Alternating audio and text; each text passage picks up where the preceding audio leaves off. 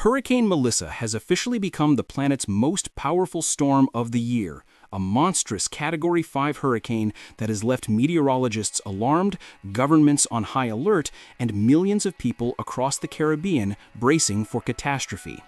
As of early Monday morning, new satellite footage revealed a chilling sight: a perfectly formed, menacing eye at the heart of Hurricane Melissa, spinning with terrifying precision as it barrels toward Jamaica. The storm is now packing sustained winds of up to 175 miles per hour and is moving dangerously slowly, a combination that experts describe as a worst-case scenario.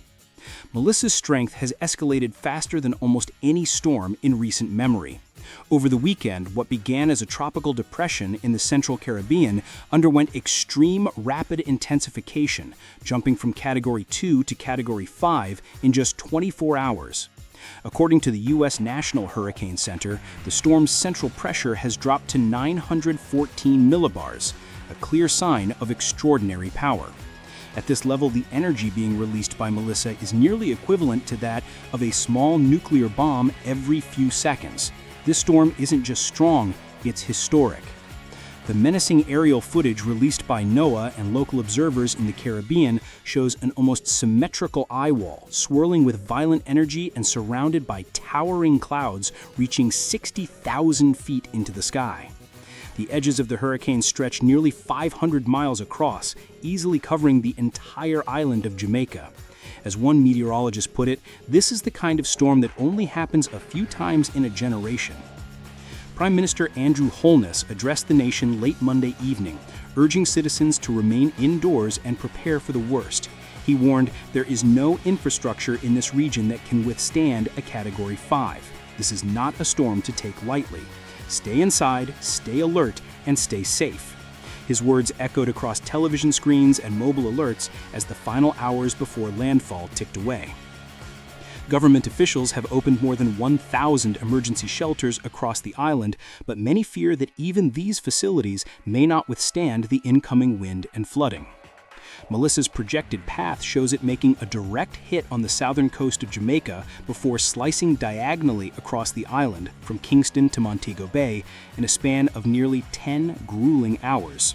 During that time, the island is expected to face unprecedented rainfall, with some areas projected to receive up to 30 inches of rain, or nearly 3 feet. Forecasters warn that flash flooding, mudslides, and widespread power outages are inevitable. Already, early outer bands of the storm have begun to lash coastal communities. Video footage from Old Harbor Bay shows waves as tall as streetlights crashing into coastal roads, sending torrents of seawater into residential neighborhoods. Power lines sway violently as the wind howls through empty streets. Residents are seen reinforcing windows, stacking sandbags, and praying as the storm looms closer. The National Hurricane Center has issued a dire warning for a life-threatening storm surge that could reach up to 13 feet above normal tide levels on Jamaica's southern coastline. For low-lying areas such as Clarendon and St. Catherine, that could mean entire neighborhoods swallowed by seawater. Experts say that any storm surge exceeding 10 feet could devastate infrastructure, cutting off communities from aid for days or even weeks. This hurricane season has already been one of the most active in modern history. With Melissa, 2025 now ranks as the second season on record to produce 3 separate Category 5 hurricanes, behind only the record-breaking 2005 season that brought Katrina and Wilma. Scientists are pointing to unusually warm ocean temperatures, some as high as 88 degrees Fahrenheit, as a major factor behind Melissa's explosive growth. Warm waters act as the fuel for hurricanes, and with climate change continuing to heat the world's oceans, storms like Melissa are becoming stronger, wetter, and slower. In the Dominican Republic, the storm has already claimed lives. 3 deaths have been confirmed after flash floods swept through the southern region last week. In Haiti, 2 people died in a landslide near Port-au-Prince, and a man in his 70s was killed by a fallen tree in the town of Marigot. These tragedies have already offered a grim preview of what Jamaica may soon endure. Across the Caribbean, countries are now in emergency mode. Haiti and the Dominican Republic remain under tropical storm warnings, while southeastern Cuba, the Bahamas, and the Turks and Caicos Islands have been placed under hurricane watches. In Santiago de Cuba and Guantanamo, authorities are evacuating thousands of residents from coastal towns. Schools have been closed indefinitely, hospitals are running on backup generators, and all commercial flights in and out of Jamaica have been suspended until further notice. In Kingston, reporters describe an eerie calm before the storm. The streets are nearly deserted except for emergency vehicles and a few last-minute stragglers rushing to buy supplies. Supermarkets have run out of bottled water, flashlights, and batteries. Gas stations have been packed since dawn, with people waiting in long lines to fill up generators and vehicles. The air is heavy, the sky a dull gray, as the outer rain bands begin to close in.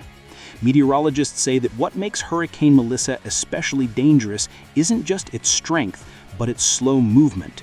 Crawling northwest at barely 6 miles per hour, the storm's pace means Jamaica could be battered for more than a full day.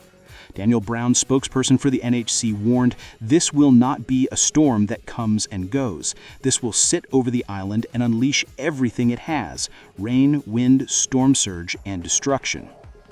Emergency responders have been preparing for days. The Jamaican Defense Force has been deployed to coastal areas to assist with evacuations and emergency transport.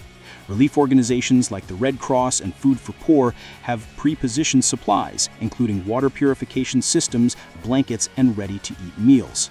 But even with these precautions, experts fear the sheer magnitude of the storm could overwhelm response efforts. The most chilling part of the story might be the footage that sparked global attention: the video of the storm's eye.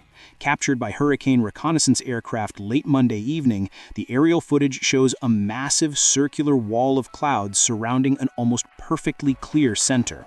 Lightning flashes within the eye wall, illuminating the dark, swirling abyss.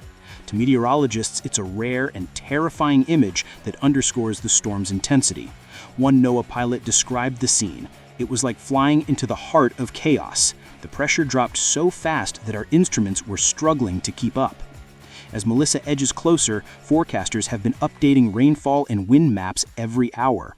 The storm's trajectory remains consistent, a diagonal slash through Jamaica before curving northward toward Cuba and eventually the Bahamas. Cuba's eastern provinces are preparing for impact next, with evacuation orders already issued for low-lying areas in Granma and Holguin.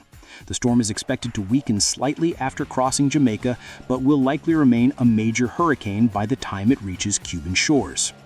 In the Bahamas, Prime Minister Philip Davis has issued an emergency statement urging calm but warning residents to prepare for severe flooding. He said, "We are dealing with a system that has defied expectations at every turn. We hope for the best, but we must be ready for the worst." While it's nearly impossible to directly link any single storm to climate change, scientists agree that rising sea surface temperatures are fueling stronger and more destructive hurricanes. The Atlantic Ocean is currently several degrees warmer than average, creating the perfect conditions for supercharged storms like Melissa. Meteorologists note that the rapid intensification seen over the weekend is part of a growing pattern: storms reaching Category 5 strength faster than forecasting models can predict.